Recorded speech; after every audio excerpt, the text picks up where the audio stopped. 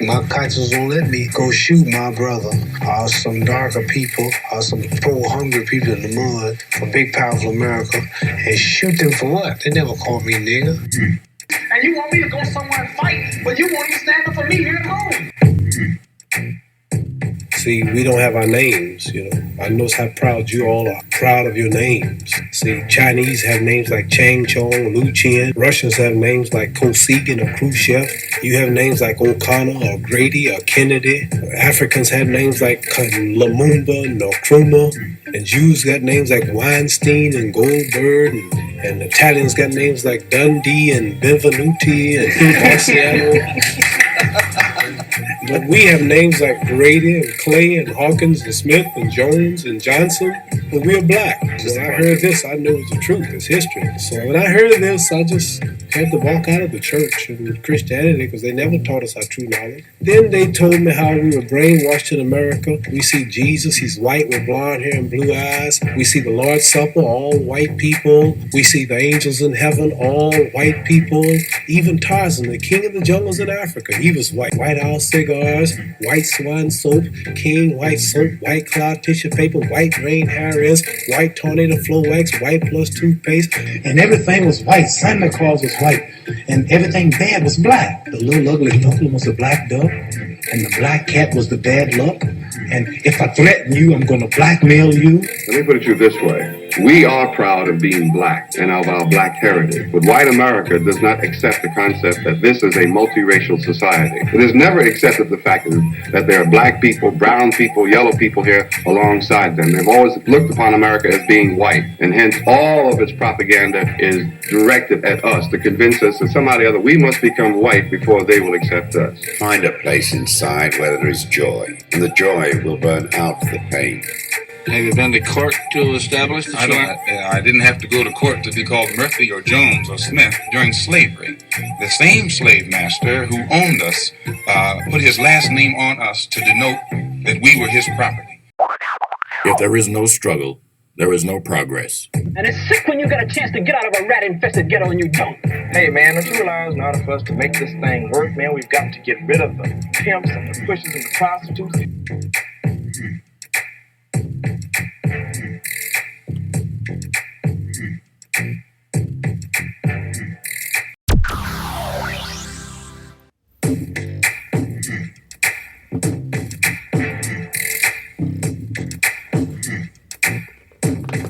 Hello, everyone. I am the Reverend Point Blank, and I want to talk to you about something I think is the most important thing in our lives, and that is relationship. And I'm not talking about relationship with your boss, relationship with your girlfriend, or a relationship with anyone else. I'm talking about a relationship with yourself. Now, basically, it's kind of impossible to have a relationship with someone else when you don't know who you are. So you're running around here with no perspective, no understanding of really who you are, what your gifts are, and even why you're on the planet. And you're going to bring a woman into your life or a man into your life or even going to take a job. You don't even know if it has anything to do with you. And so I want to forget about the past and I want to talk about the present and the future. How do we get into a relationship with ourselves? That's pretty simple. Just like you get in a relationship with anyone else, you spend time with them. You get to know them. You get to understand them. And having a relationship with yourself means you have to spend time with yourself. You have to spend time with yourself, and so you can get to know yourself. Now, I've developed this plan. It's a 9-step plan. I'm gonna give it to you so you can understand it. Once we spend, say, 1 hour a day out of 24 hours, just imagine there's 24 hours in a day. Are you trying to tell me you can't give yourself 1 hour? I mean, no TV, no cell phone, no computers, nobody, no disturbance. You, a pen, a paper, and take an inventory of who the hell you are while you're moving around. That starts with number one. The first thing you want to write down in your column of this inventory is, what do I like? You write it down. You write down all the things you like. And then you also, number two, write down the things you don't like. Number three, you write down the things you hate. Then you write down the things you love. You understand? Then you write down the things you're good at or your gifts. Then you write down the things you're bad at. See, once you take a complete inventory of yourself, now you're going to spend 1 hour every day and you're looking at this. You're reading where you left off. You know no disturbance. You're going to take this hour and everybody's blocked out. I'm going to spend this time with myself. These are my bad habits. You can't lie to yourself. Well, you can, but that wouldn't do you no good. So you take this paper and this pen and you do an inventory. And I'm only asking you to do an hour. It has nothing to do with me. It's all about you. So you spend this 1 hour and you do this inventory. And before you know it, you're going to have the whole 9 columns done. The last columns are things that you love to do that you would do for free. So these other 8 columns, you put them over here. You go to this 9th column and you pick one and you move that over here. Now, this may take you a year, may take you 2 years, may take you 10 years. It took me 3 months because I was committed to it. So the column of things I love to do that I would do for free, I picked one. I moved the rest of them over here. So now I got to look over here and say, damn, none of this shit fit with the thing I love to do that I would do for free. So I go back over here and I start changing every bad habit, everything I hate, and I started making these things applicable to that one thing. And that's what's important. Because I can't know how to do anything else in this world, how to go anywhere, how to deal with anybody unless I'm dealing with them on these 5 senses. It look good, it smell good, it tastes good, it sound good, and it feel good. And if you spend your life doing that, you're going to always be miserable and you're going to always be searching for something else that feel good, something else that look good, something else that sound good, something else that smell good, and something else that tastes good. So unless you have a direction for those 5 things, a purpose, a legacy, or a purpose in life, a reason for being, then why are you doing them? Just to pleasure those things. And if you're lucky or you're blessed to live to be 70, 80, 90, whatever, and you never completed any of those things, you got to be a miserable old man. Because life is short, and that's the most valuable thing you have right now is this time. If you're listening to me, time is the most precious and valuable thing you have. If you don't have time, all the shit you got at home, all the relationships, all the money, all the buildings, everything don't mean shit because you ain't here. And people have to realize the value of time. Now, I realize things happen in our past. I understand those things. But and understanding those things gives me a perception of how I deal with now. Also, how I deal with now gives me a perspective of how I deal with the future. At first, I need to know who I am to know how to deal with the future. Because understanding the past, taking the present, and getting an understanding of who I am so that I could use that in my future life. So that when I die, and you will die, death is guaranteed. That's the one thing I can guarantee everybody's watching. Death is guaranteed. But the life you have right now is not. I don't know Dr. King. I don't know Harriet Tubman. I don't know Sarah Breedlove.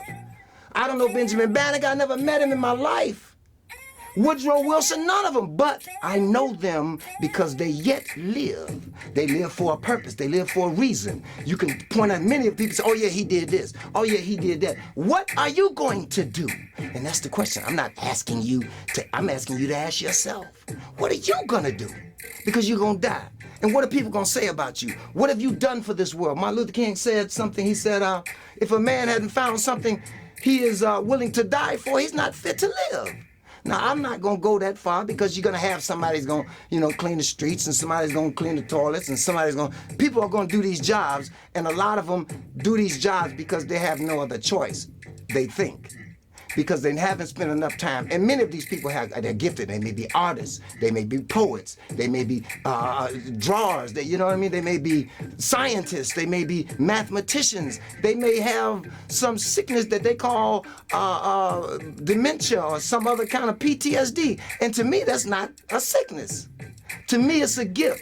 Once you learn to manage your body, manage your spirit, manage yourself, then you can be able to run everything else. Unless you do that, you're going to be a mistake just like inside of you that you're doing out there. If you're not feeding yourself properly, eating properly, managing your mental. See, your whole structure is based on 3 things. Your spiritual, your physical, and your mental. Your spiritual governs your mental. Your mental moves your spirit, your physical. So if your mental is not aligned up with your spiritual is not lined up with your mental, and your mental is not lined up with your physical, then you're gonna do all kind of shit that look good, smell good, taste good, sound good, and feel good. So I'm saying this as a this is like a golden nugget. God said the foolishness of God will confound the wise. I'll tell you how simple this is. God made it simple. If you take an apple seed and put it in the ground where the ground is good and the weather is right, you're gonna get apples. You can't get corn, you can't get cotton, you can't get bananas. You would be a fool to be looking for that. What I'm saying is, and you live off of these things, fruits, vegetables, minerals, vitamins, and oxygen, remember that? Okay, so after you live your life and you die, you're going back in the ground. Death is guaranteed. You go back in the ground, and over time, even if you burn yourself, nature's gonna bring you back to the ground. So 1,000 million years, somebody else is gonna be eating apples and oranges from your remains, because that is all we have been doing. Because that is all we've been doing for millions and millions of years. So if you take the simplicity of planting a seed, God said in his word, you reap what you sow. I'm saying your words and your deeds are your seeds. The hearts of people is the different ground, and what's in their head is the weather. But if you don't know what you want to grow in your life, you just fucked. Running around here looking and smelling like dead men walking. And you're gonna sell your spirit, you're gonna sell your flesh, you're gonna sell your mental to something that feel good, look good, taste good, sound good, or smell good. Listen, you don't do it, it has nothing to do with me. My job is to teach this. And some people don't like the way I teach it because I say fuck you and kiss my ass. Well, I don't really give a damn because they're not listening to hither, thither, and thou. Preachers don't want to talk to me. I will invite preachers. I have talked to preachers. Hey, let's come on and let's talk. They don't want to talk to me about the Bible that they're teaching you. They're teaching you things that they can't explain or that they won't try to explain, but they need to explain, and I'm going to go to one of them. In fact, I'm going to go to the beginning. God is almighty and God is all-knowing. They say he's all-seeing, he's the first, last, beginning, and he's Alpha and Omega. Well, now, God, if you all this, why'd you make this devil that you know gonna be a bitch? You know he gonna be a bitch. And then on top of that, hold on, before you answer that, God, why you put them two trees in the garden and you know Adam and Eve was gonna eat from both of them? Now, hold on, before you answer that shit. You made Adam from the dust. You made Eve from the rib. Adam and Eve was fucking. They had Cain and Abel. Cain killed Abel. So who did Cain have sex with? Eve was the only bitch left. Or they must have had a daughter and fucked her. The shit don't make sense. So I'm saying that all the principalities in the Bible make sense to me. The stories are just what they are. His story. Just like the writers, their scribes, the news reporters today. That's exactly what they are. And so for me, I don't live with that. I live with one foundational fact. Fruits, vegetables, minerals, vitamins, and oxygen, you reap what you sow. Karma is a bitch, in other words. So I created this program called Chuch so that people would really get to understand how they're living their lives. We got pimps and hoes and prostitutes. We got gay people, a gay guy run the choir. We got people that lie, Deacon lying ass. We got Sister Fuck You. We got Deacon Dick 'em Down, Sister Lick a Click. I mean, we got these people because they do that, but they walk in that building and they act like they somebody different. But come in here, because there are two deacons that you ain't gonna like to meet. Deacon, I wish a nigga would, and Deacon, nigga, please. It ain't them that's the problem. It's that mirror. When you walk in with your Gucci on, the mirror show the hole. You don't see the mirror. Deacon, I wish a nigga wouldn't. Deacon, nigga, please see the mirror and say, bitch, do you want to be saved? Because the signs say come as you are. And you're not coming in church with that bullshit. Tell the truth, we know how to deal with you. We know who you are. We know what it is. And right now, there's 15,000 churches in Chicago alone. And all of them think they got the right God. And their Bible says there is one church, one God. Make some sense of that stupid shit for me, will you? And then let's not even get into that. Let's talk about another thing. All these 15,000 churches have members. Some of them got 1,000, some of them got 2,000, some of them got 20, some of them got 20,000.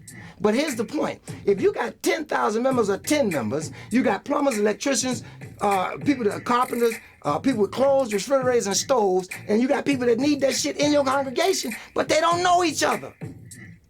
What kind of bullshit is that? But your suit is clean. You goddamn alligator shoes. Now that's another thing. You got on alligator shoes, you following Jesus. This nigga wore sandals. You got on a suit, this motherfucker had on a fucking robe. This nigga didn't have nowhere to stay and you got a motherfucking mansion. He didn't have no car, but you got a jet, bitch. Oh, I don't give a shit that you don't like me. Let's go to the word. Let's sit down at the table, me and you, pastor, and let preacher, whatever the fuck you believe. I ain't mad at you, but this is where I talk. I mean this in all purity of love. I don't want to fight. I want to talk about it because to me it don't make sense. I pastored the church for many years. I'm an ordained minister. It didn't make sense. Go to Hollywood, find out that's some more bullshit.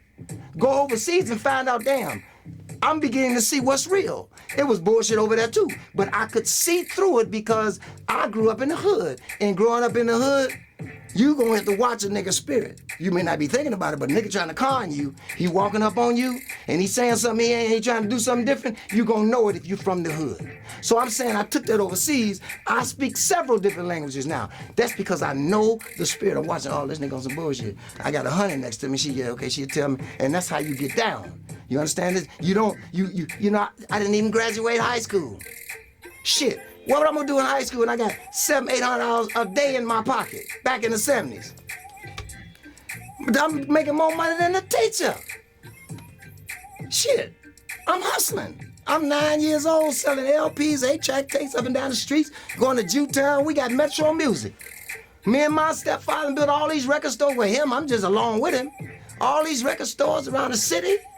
You understand? Money running good, driving brand new motherfucking cars. Yeah, but you know those things now and even then didn't mean anything to me because for me it was about living. What am I doing? I always thought about. I read about Malcolm X. I even saw him one time. I didn't meet Martin Luther King, but I read about him. I mean, you know, all these different people, the inventors of different things. I read about. This inspired me. Now, consequently, if they'd have taught that in school, our children wouldn't be killing each other. They wouldn't be robbing each other.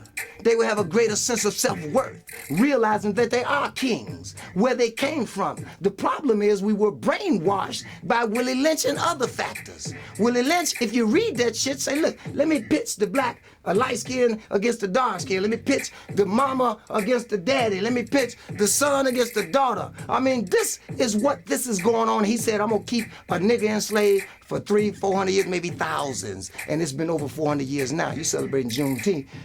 That ain't shit to celebrate when you talk about what the mentality of the slavery that's still going on. I applaud it. I'm not saying anything wrong with it. What I am saying is the most important part is the foundation is not fixed. Right now, there's yet systemic racism. Those are Band-Aids you put on something to make a nigga feel good. Well, I don't feel it because I don't celebrate none of that shit. I don't celebrate Christmas. Christmas can kiss my ass. I don't celebrate Thanksgiving. Thanksgiving can kiss my ass. I don't celebrate Easter. Easter, any one of them motherfucking New Year. New Year is not my New Year. My New Year is my motherfucking birthday. And my birth month. That my birth month is my New Year. So that birth, May, whatever it is, that's my New Year. January 1st, not my New Year. I wasn't born January 1st. They created that so you can spend some money. If you celebrate who you are in your own way, you don't have to be involved and mess around with everybody else. You don't get caught up in the system of things. You are playing checkers. This game is chess. And I got the board, my board. I don't have yours. And you need to create your own board. And by the way, that makes me think about it. You got a queen. Maybe. Maybe you don't. Maybe you got a queendom. You understand what I'm saying? But for me, you have to have a strong queen because she's the most powerful piece on the chessboard. Your ass can't go nowhere. She make 10 moves before you even go anywhere because she's surrounded by people. You can't jump over nobody. What you have to, you might be the most important, but she's the most powerful. And you got to give her power. You got to bow down to that queen because she is the baddest motherfucker on the board. And when you abuse it and use it, the king gonna get it. The other king over there, she gonna get captured. Trust me on that shit. Unless you got a plan for the whole kingdom, the people that you let into your shit. Cause you let a bad apple in, that ain't their fault. You can just don't even be mad at them, cause you let them in. Do you understand? This is my ground. This is my yard. Whatever grows in my motherfucking yard, I can pick it up and pull it out and plant what the fuck I want. And your life is your yard. You are the farmer of your yard and anybody else you want to plant a seed in that you think the ground is good for growing the seeds that you have to plant. But yet, you don't know what seeds you have to plant and or for what reason. So we're doing this show, Church. It's a dramedy, comedy drama, and it's a real TV show. It's a real TV, not like some they real TV. This is real TV. Gangsters, pimps, hoes. We got players. We got people from the church that realize that we got Muslims, we got Islam, we got Chinese. You understand? We got everybody in here. This is not a black thing. This is a people thing. This is not about color. You got a goddamn dog that's black and white. White people got a black dog. They ain't cussing his ass out of hanging his punk ass. You understand? I'm walking in New York, and people walking out, they don't even talk to each other. As soon as the motherfucker see a dog, oh, and the dogs have become people, and people have become motherfucking dogs. I'm just telling you, I have to like what I say, but that's the goddamn truth. And unless you deal with that shit with the knowledge of understanding where you going with what you're dealing with and what artillery, what your weaponry is, the sword of the spirit, the breastplate of righteousness, the helmet, all that salvation thing. Yeah, you need to understand what they are because those are the spiritual war weapons that you need to fight the war you're fighting. Otherwise, you get caught up in it. You're going to be somebody's bitch, somebody's hoe. You're going to be on somebody else's chessboard. You're going to be somebody's slave. I'm the Reverend Point Blank. Have a good day.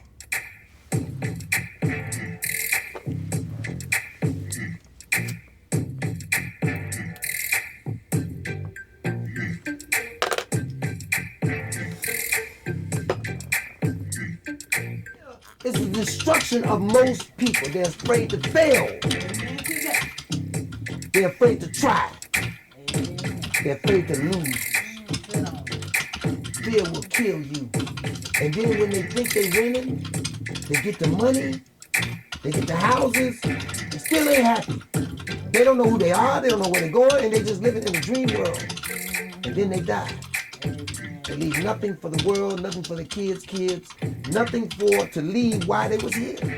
I begin to think people just don't know why they're on this planet. It can't be just so we can survive, just so we can eat, just so we can have clothes on our back.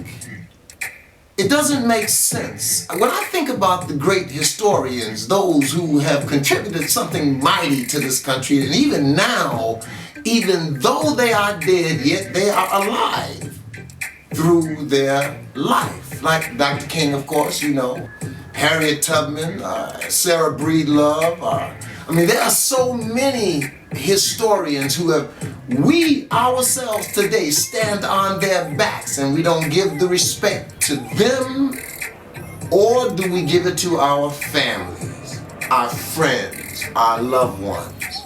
We scratch after money and things so much that we forget about each other. And I created the Reverend Point Blank as an awakening kind of, I won't even say that I created him. He became who he was because of his experiences in this world that we live in, not only the United States, but again, other parts of the world. And I began to see people as people wanting to survive, but because of what kinds of conditions have been put on them, their desire to survive is all they have, 99% of them. So the Reverend Point Blank keeps me in line. He's a bit verbose, he's a bit rough, if you will. He can be, some people may say he's an idolater, some people may say he's blaspheming, some people may say, but I can tell you that he does tell the truth. In fact, where I get the things I do, where I get my mindset, where I get my writings, where I get my education from, a lot comes from my experiences, but he is one who tells me, look, this is right and this is wrong. What makes sense is truth and a lie. You ought to be able to tell the truth. Now, if God is God Almighty and he is supposed to be all-knowing, he's supposed to be the first, last, beginning, and end, Alpha and Omega. This is what people say when they're in church. hollering all these things out. But yet, they want to blame the devil. Well, if you're going to blame the devil, you might as well blame God, because God created him with his all-knowing self, with his all-seeing self, with his first and last self. He already knew. The idea is your choice. You have to have that. So anytime you blame and say somebody did it like the devil, then you cannot ever fix a thing, because you've given away all responsibility and all power to do so. Oh, hi, Miss Joy. Hello. I understand you're waiting for me. Great. How are you today? I'm doing wonderful. How are you doing? Everything's fine. How can I help you? Well, welcome, Mr. Johnson. I'm Ashley Joy, reporting for International News, and I'm here to report what the people want to know about your piece, Chuch. Then tell us why you created this piece.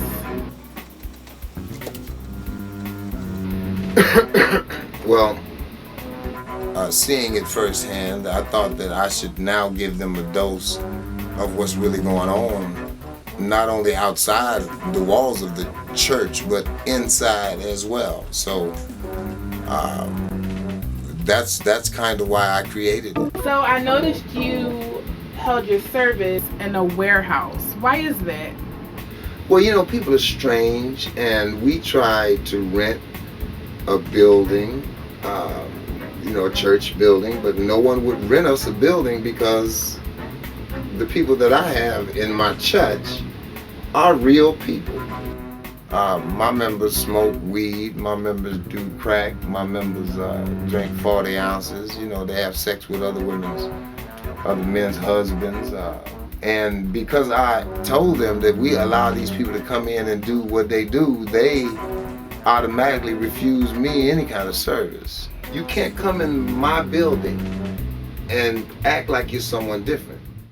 My conscience won't let me go shoot my brother or some darker people or some poor hungry people in the mud from big powerful America and shoot them for what? They never called me nigger. And you want me to go somewhere and fight, but you won't even stand up for me here at home. See, we don't have our names, I know how proud you all are. Proud of your names. See, Chinese have names like Chang Chong, Lu Chien. Russians have names like Kosygin or Khrushchev. You have names like O'Connor or Grady or Kennedy. Africans have names like Lumumba and Nkrumah. And Jews got names like Weinstein and Goldberg. And Italians got names like Dundee and Benvenuti and Marciano. But we have names like Grady and Clay and Hawkins and Smith and Jones and Johnson, and we're black. When I heard this, I knew it was the truth. It's history. So when I heard of this, I just had to walk out of the church and Christianity because they never taught us our true knowledge. Then they told me how we were brainwashed in America. We see Jesus, he's white with blonde hair and blue eyes. We see the Lord's Supper, all white people. We see the angels in heaven, all white people. Even Tarzan, the king of the jungles in Africa, he was white. White House cigars, white swan soap, king white soap, white cloud tissue paper, white rain Harris, white tornado flow wax, white plus toothpaste. And everything was white. Santa Claus was white. And everything bad was black. The little ugly duckling was a black duck. And the black cat was the bad luck. And if I threaten you, I'm going to blackmail you. Let me put it to you this way. We are proud of being black and of our black heritage, but white America does not accept the concept that this is a multiracial society. It has never accepted the fact that there are black people, brown people, yellow people here alongside them. They've always looked upon America as being white, and hence all of its propaganda is directed at us to convince us that somehow or other we must become white before they will accept us. Find a place inside where there is joy, and the joy will burn out the pain. Have you been to court to establish the I didn't have to go to court to be called Murphy or Jones or Smith during slavery. The same slave master who owned us put his last name on us to denote that we were his property.